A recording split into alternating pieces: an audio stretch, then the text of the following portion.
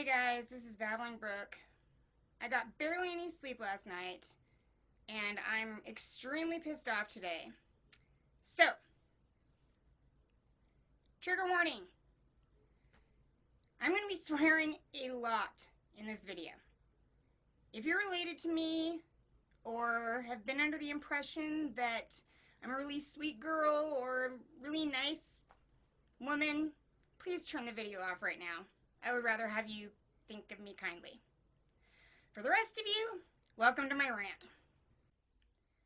So I desperately need to vent about a particular feminazi who is among the most hated of them all, and for very good reason. Now, I'm not a gamer, and unlike the piece of twat scum I'm talking about, you won't hear me suddenly changing my mind and saying, oh, I am a gamer anytime soon. I'm not a gamer. I have tried playing games with my husband and my son, and it's not my thing. I didn't get into it. I enjoy watching them play games, sometimes, but personally, it's just not something that I do or get into. So why am I so pissed off at a feminist who attacks these games and the men who enjoy playing them? Because I truly love the men in my life. And unlike some con artist who searches for inane details to dissect and ultimately blame the patriarchy for, I live with the real results of men and boys playing these games. If you've seen the first video in my series about understanding and adoring your man, you'll know that I was recently fortunate enough to go to work with my husband for a few days. I say fortunate because for the first time, I actually witnessed what he does on a daily basis to support our family. And it made me appreciate him in a way that I hadn't before. Men put up with so much bullshit on a daily basis, and they are expected to just suck it up. And if they don't take everyone's shit with a smile, they could literally have their lives ruined by some crazy fuck with a grudge. So many men work really hard all day and put up with kinds of stress and pressure that women will never ever have to deal with or even think about dealing with. And after all that pressure, at the end of the day, if when they get home they aren't happy-go-lucky and just smiling and making everybody else happy, their spouses will nag and bitch and ruin any tiny hope they had for a moment's peace. So why don't these men just say, fuck it all, go on a killing spree, and blow their brains out? Because they found healthy outlets to release the massive tension that builds up throughout the day. Video games being one of the most effective. Video games are so important these days.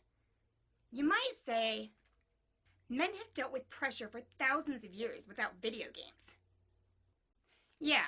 Those men also didn't have to deal with social justice warriors, Black Lives Matter groups asking for segregation, or neon-haired cunt regs trying to ruin anything that brings them the tiniest bit of joy. Listen, my husband has been attacked at work before. He's even recently had a gun pulled on him. After he has to deal with insanely difficult days like that, I am amazed that he can come home from work, kill zombies or whatever for an hour, and be right back to his sweet self. So when some self-righteous, holier-than-thou, attention-starved, con artist bitch tries to fuck with that just to make a name for herself, well, all I can say to that is, fuck you. You are the lowest piece of scum, and the world should wipe you off its shoe. By the way, you guys, I get triggered by every fucking word this bitch says. Like, when I say triggered, I don't mean, oh, I'm hurt because someone hurt my feelings because they said something mean. No, when I get triggered, first, I get nauseous.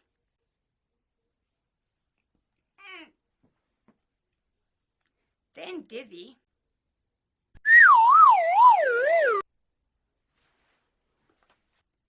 Then I see stars.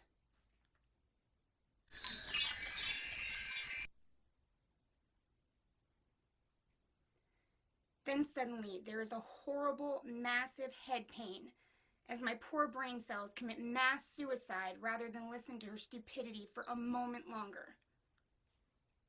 Oh my god, make it stop! It hurts! This stupid hurts! And all of these things happen every single time I hear her voice. Now that's what I call being triggered. Actually, shouldn't Twitter be protecting me from stuff like that? Hey, Twitter? Twitter! Hey, have you seen Twitter? Really? Oh my god, he's in a coma? And it looks like he won't come out? Oh well. This has been Babbling Brooke, and I'm off to my safe space. Later.